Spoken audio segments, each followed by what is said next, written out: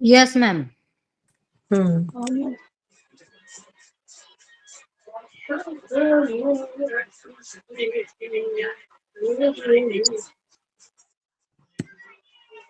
तो योग वशिष्ठ पढ़ लिया सबने?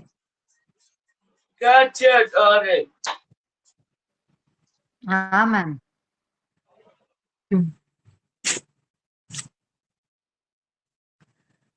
तो डाइट एंड न्यूट्रिशन में आते हैं फिर।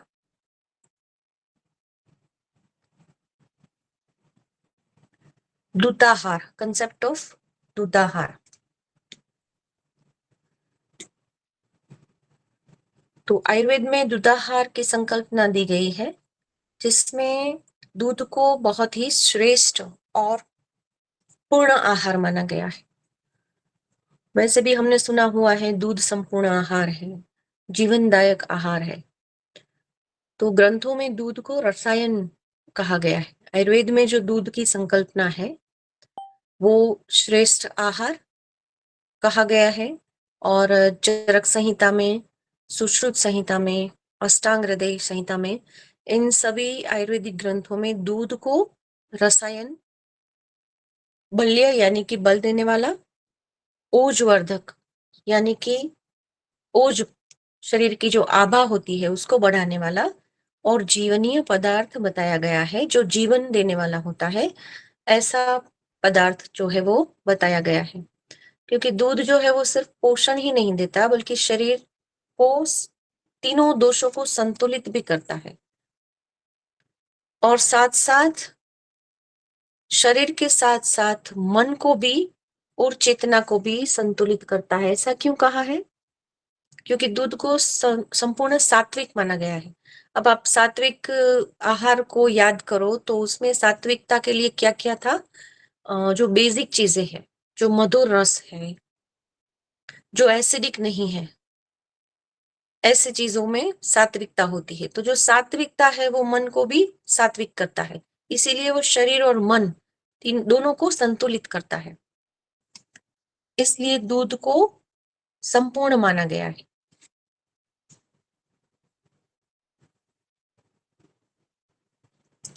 अब आयुर्वेद में एक ये भी संकल्पना है कि जो द्रव्य, जिस द्रव्य का निर्माण माँ के स्तन से होता है और स्तनधारी प्राणियों से होता है, वो हमेशा पोषण और वृद्धि ही प्रदान करता है, और इसी को दुग्ध भी कहा जाता है। मैडम તમે लखाओ ने, जिस द्रव्य का निर्माण माँ के स्तन से होता है। नहीं, ये लिखने की जरूरत नहीं है। आयुर्वेद में इसके लिए कहा है, दूध के लिए। आयुर्वेद में जो कहा है वो आप ये लिख सकते हो, चरक संहिता में कहा है क्षीरम जीवनीयानाम श्रेष्ठम, यानी जो दूध है वो जीवन को धारण करने वाला श्रेष्ठ पदार्थ है।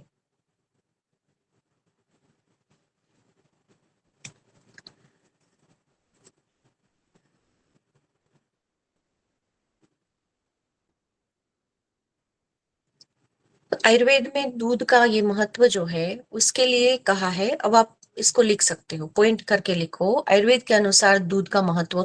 जो मैंने पहले बोला वो जितना भी याद रहे आप पैराग्राफ के फॉर्म में लिख सकते हो। ये मैं पॉइंट पॉइंट लिखवा रही हूँ। एक है शरीर को पोषण देने वाला,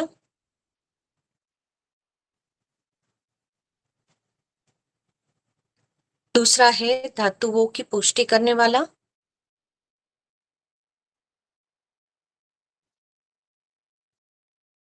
इसके बाद है ओज को बढ़ाने वाला,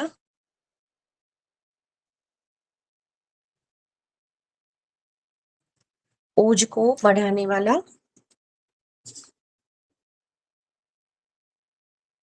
मानसिक शांति देने वाला,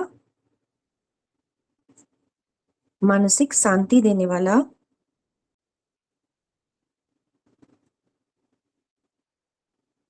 वात और पित्त दोष को शांत करने वाला, वात और पित्त दोष को शांत करने वाला,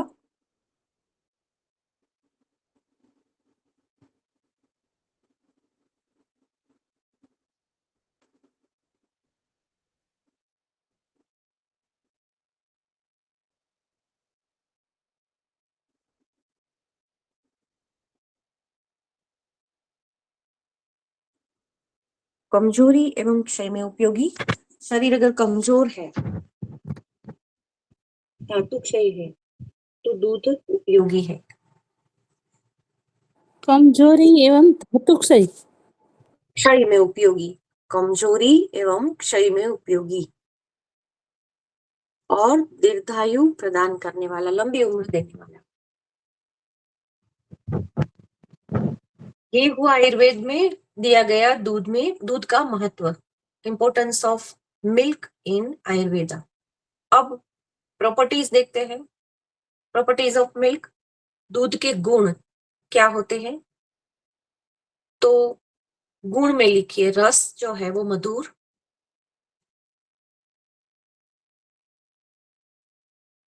गुरु यानी स्निग्ध, भारी और स्निग्ध,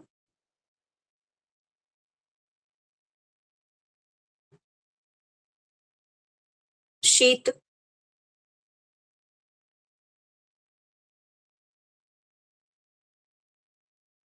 विपाक मधुर,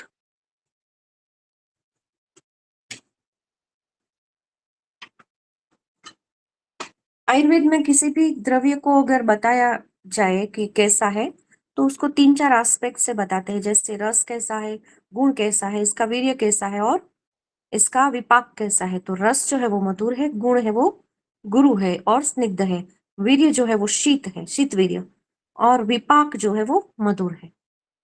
तो आपको इसको इस तरह से भी लिख सकते हैं, रस के सामने मधुर, गुण के सामने स्निग्ध, वीर्य के सामने शीत और विपाक के सामने मधुर। रस आप सब जानते हैं, 6 में से कौन सा रस। गुण किस तरह का गुण है, स्निग्ध है, चिकना है, शीत वीर्य है। और विपाक मधुर यानी कि पचने के बाद आप कुछ खाना खाते हो तो जैसे हमने पानी पिया ठंडा या कोई ठंडी चीज खाई, तो वो जो ठंडी चीज हम खाते हैं वो उस वो तो ठंडी है, पर पचने के बाद अगर वो गर्म हो तो उसका विपाक गर्म है, ऐसा कह सकते हैं हम। तो इसमें विपाक मधुर है। विपाक जो है यानी पचने के बाद भी मधुर है। रस इसका जो निकलता है पाचन के बाद, जो धातु में कन्वर्ट होता है, उसमें जो रस है वो मधुर रस में कन्वर्ट होता है।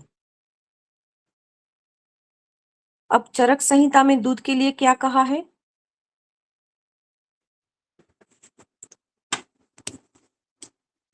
चरक संहिता में दूध को उपयोगी आहार भी माना गया है और उसके अनुसार दूध जो है वो बल प्रदान करता है, शुक्र धातु को बढ़ाता है, शरीर की थकान को दूर करता है, बल प्रदान करता है, शुक्र धातु बढ़ाता है, थकान दूर करता है, वात पित्त को शांत करता है, निद्रा में सहायक है,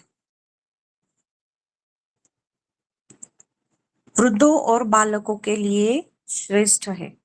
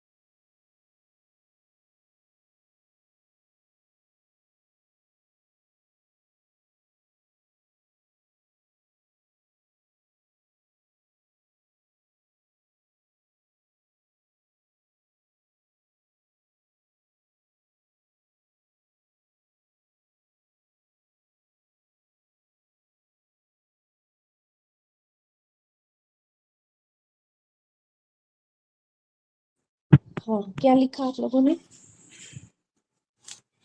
सुश्रुत संहिता वाला लिखा ना? चरक संहिता लिखा हमने।